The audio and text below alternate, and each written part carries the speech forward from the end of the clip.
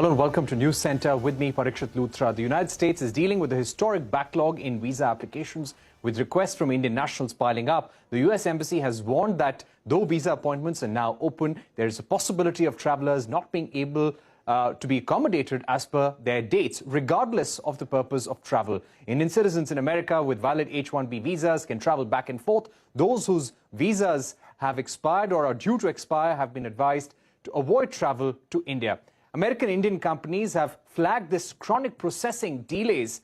The US-India Business Council told CNBC-TV18 they are urging the Congress and the Biden administration to do more to address these delays. In fact, External Affairs Minister Subrahmanyam Jaishankar raised this issue with his US counterpart Antony Blinken on his latest visit to the country. Let's listen in to that first. On mobility, specifically visas, this is particularly crucial given its centrality to education, business, technology, and family reunions. There have been some challenges of late, and I flag it to Secretary Blinken and his team, and I have every confidence that they will look at some of these problems seriously and positively. All right, we're now joined by Mukesh Aghi, President of the US-India Strategic Partnership Forum. Also with us are two tech professionals, Debarghya Das, founding engineer at Glean. He is someone who works in the United States, currently in India. He's been tweeting extensively on the issue of delays in H-1B visas, how that is impacting Indian workers in the United States. Aradhana Vaidya, a tech professional joining us from San Francisco, someone who has also been impacted by these delays. Thank you very much, everyone, for joining us. Mr. Aghi, let me get a view from Aradhana and Debarghya once to understand how bad the problem is, and then we'll come to you. Debarghya, just to come to you first, you have been tweeting a lot about these delays. You have been telling us about the large number of people in the United States who are stuck, who are impacted because of this. Give us a sense of your own troubles as a result of these delays. So thanks, Parikshit. So for me, myself, my troubles haven't been as bad as some of the other stories that I've heard. I've been on the lookout for appointments since about February this year, and I finally managed to get an appointment for September. However, if you look at some of the people who are looking for appointments now, there isn't any availability until December of 2023. So you're looking at wait times of around a year to even come to India and get a visa appointment. Right. And how many people would be who are facing these kind of delays? There is a Telegram group of H-1B professionals. Could you give us a sense of how big the problem could be? So this Telegram group was formed about a year or a year and a half ago, and it already has about 200,000 members, with 13,000 members being added almost every month. And I only imagine that that doesn't completely capture the entire demand. If you look at the entirety of how many H-1B holders exist in America, it's around more than 400,000, of which 75% of them are Indian. So you're looking at a number between 200 to 350,000 that are on an H-1B, and a large percentage of that is looking for an appointment at this very time. All right, and H-1B professionals have to also get their visas renewed regularly after a 3-year period. Let me also get into Aradhana Vaidya, who's joining us from San Francisco. Aradhana, your own problems as a result of these delays? Yes, and just like Debarghya said, it's really very difficult to get a visa appointment. For most of us with valid visas, we are able to continue to work in the United States, but not able to leave the country or visit India. For me personally, my friends, family, my parents live in India, and I've not seen them for the past 3.5 years. I have been trying to get a visa appointment for the past 6 months. The system is not functioning the way it used to, right? Like in the past, you would get an appointment in a couple of months. Now you just go to the website, you keep trying to get an appointment, and there aren't any appointments available simply. And without a visa appointment, you're unable to travel to India, get your visa stamped, and come back into the United States. So re-entry into the US is a huge problem. Right. So re-entry into the United States is a huge problem, and you have been waiting for an appointment now for almost 2.5 years, almost 3 years, like you pointed out. Let me get in Mr. Aghi at this point. Mr. Aghi, as a chamber, you might have been getting a lot of complaints from different companies in India and the United States. How badly is it impacting business? Tremendously, Parikshit. You have to understand, today the waiting time for visitor visa is 800 days, and for H-1B is 400 days. So that's a substantial lag.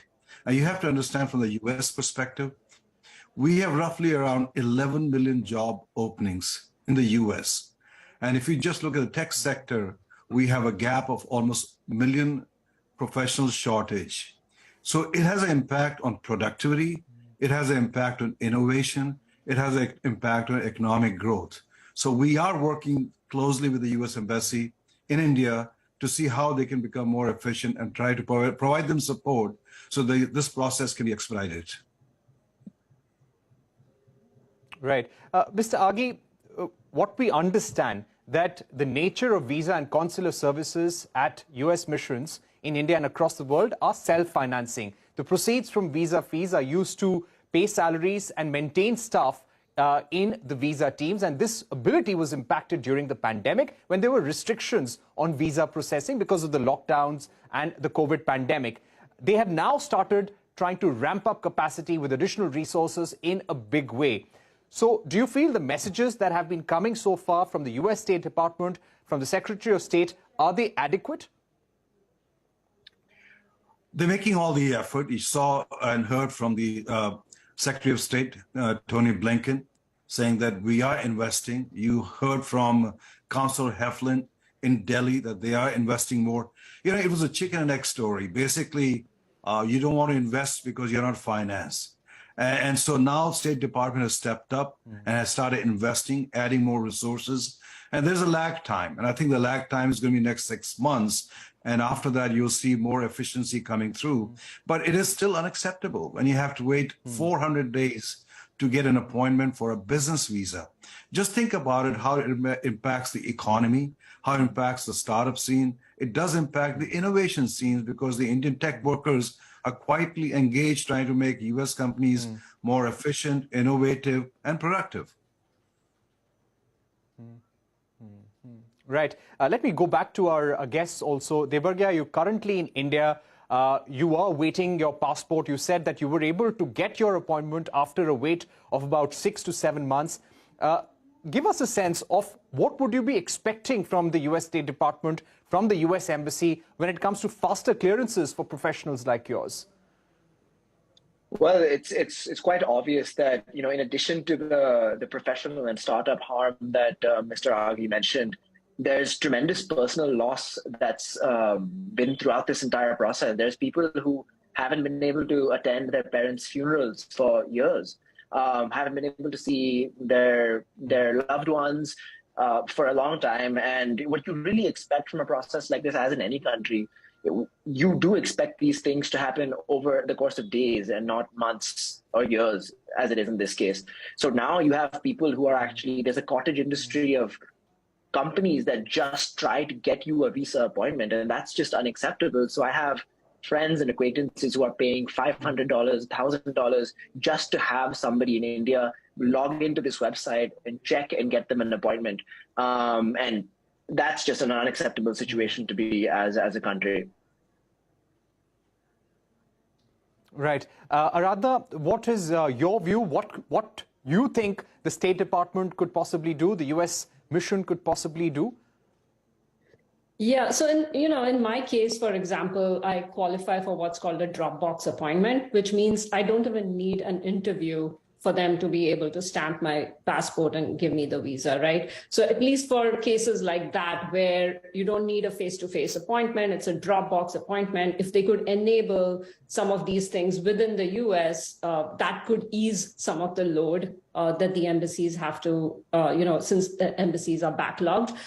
So that is one suggestion, and I don't know if that's possible, but that might be something that they could do. The other thing would be to streamline the interview or the appointment process, rather, right? To what some of the other people have said, like when you try and log on to the site, it's not a straightforward process, right? It just keeps showing you appointments are not available. The window to get an appointment is also open for a very limited amount of time. And it's like people keep on trying on that website to be able to get an appointment. And that's simply not the way things should work, right? There should be a much more simplified and streamlined way of this seemingly easy process, right? Right.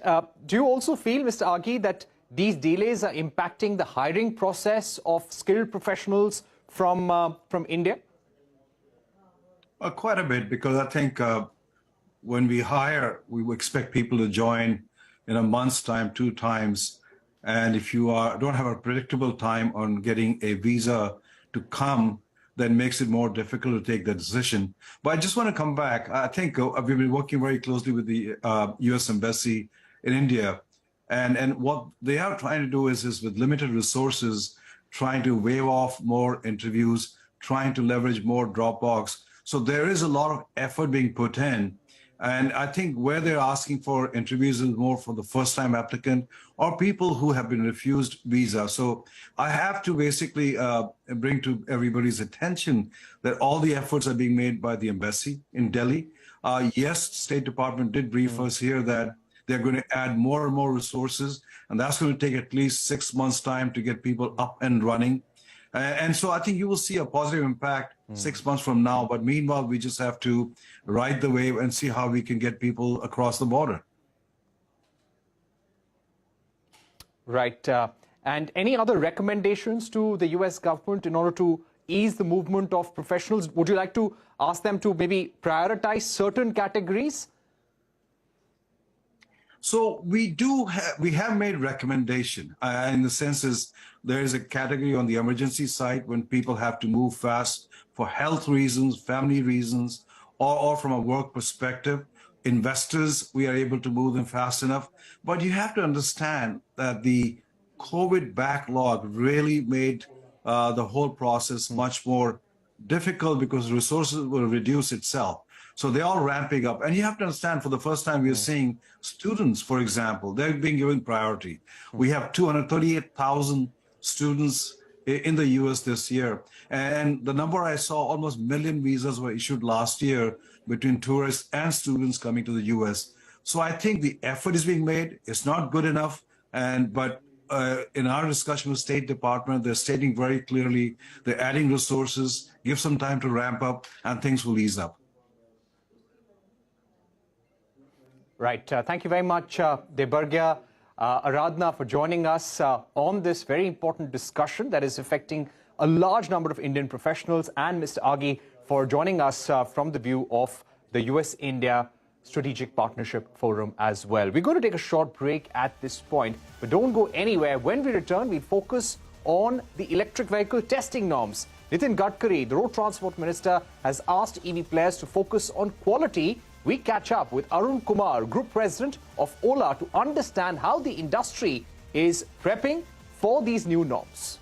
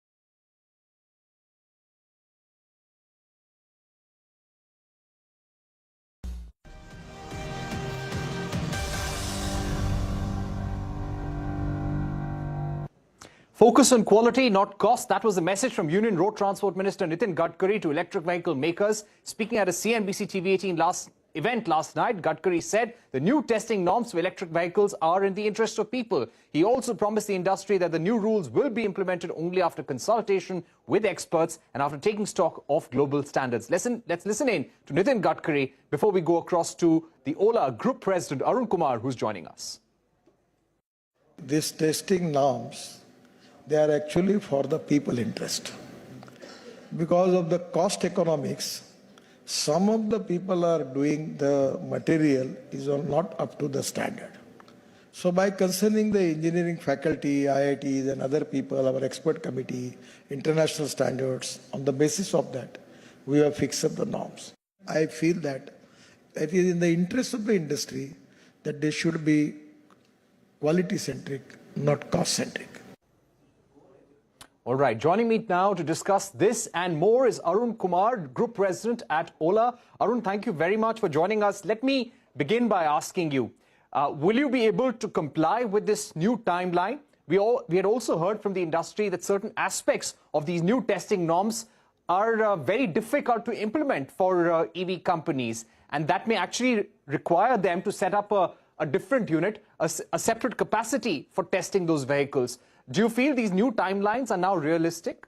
This is such a very important and progressive step taken by the Government of India that not only should we be appreciative of all the efforts that have gone in bringing these changes to the 156 standard, but also I think as a responsible citizen, we should work very closely with MORTH, the Honorable Minister Nitin Gadkari and the Government of India to ensure that we speedily implement all the changes that have been brought up. I think from our perspective and the industry perspective, we would imagine that these are fair timelines, because if you see what the government has done, they have broken it into 3 sets of timeline phases in terms of implementation. Some of them are effective immediately, the other is a December timeline, and third is a March timeline. What this does is this really puts the EV industry in the forefront of the whole effort of the Government of India from the big picture of carbon neutrality and our own commitments globally, and ensure that there's speedy adoption while removing the anxiety of safety and quality in the minds of the customers. So we really welcome this step wholeheartedly and believe that the industry should be able to adhere to the timelines set by the government. All right. So you're saying that Ola will be able to comply with these new guidelines and the timelines as well. But let me also ask you about the probe that had been undertaken by the high-level committee set up by the Road Transport Ministry.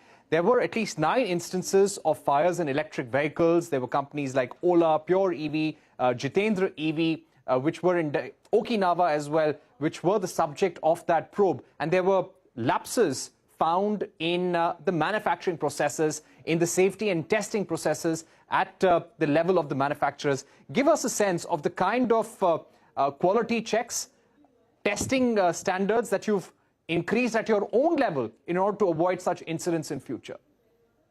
Yes, I think the probes are a very useful part of the government mechanism. We were subject to it, the Tatas were subject to it, many of the other EV companies were subject to it, and really, in the EV industry, there's a very, very wide range of players, and the new standards that have been introduced are absolutely essential, which has come as a result of all those studies done by the government. At the higher end of the quality of EV vehicles being produced in this country, and I would add that vehicles produced, for example, by us, are absolutely world standards. On the other end, there are very, very cheap Chinese imports, be it the whole vehicle parts and or for that matter, the BMSs or cells or even battery packs. Luckily for leading players like ours, we are deep in technology and we manufacture everything at very modern plants in the country. So the point is that a wide spectrum of players in the industry, and it's essential that the government came out with such norms, which now sort of, in a manner of speaking, create a clear definition or a distinction between the big boys in terms of those who have the technology and who have the responsibility to deliver strongly to the consumers. Leading example of that would be Ola versus Chinese imports. We are very glad that the result of all that is the new country. Tell us about the changes that you brought in your own safety mechanisms as a result of that probe and the recommendations from the probe committee. Right. So if you see, for us as a company, we always said it's a one-off incident, and we've been proven right.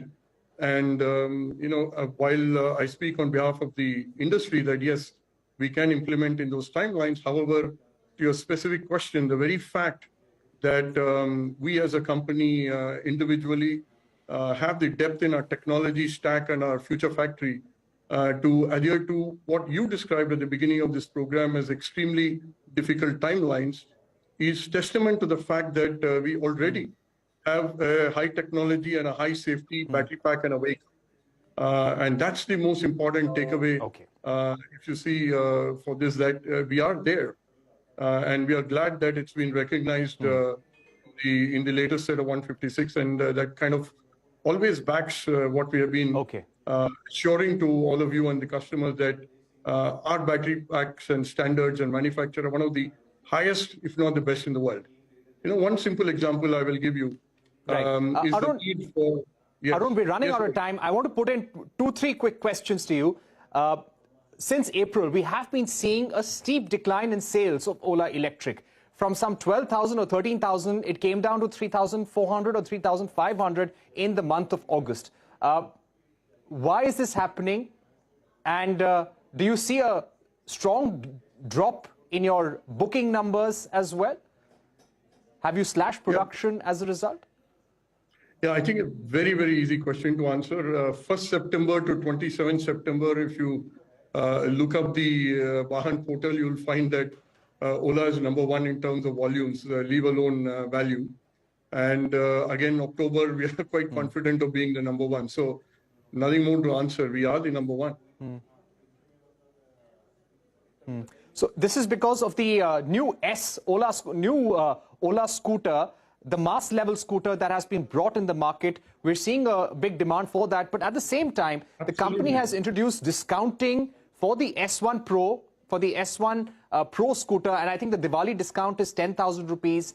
You've also changed you're looking at changing your retail model as well. So do you think somewhere the decline in sales of the S1 Pro has led to a change in thinking within the company?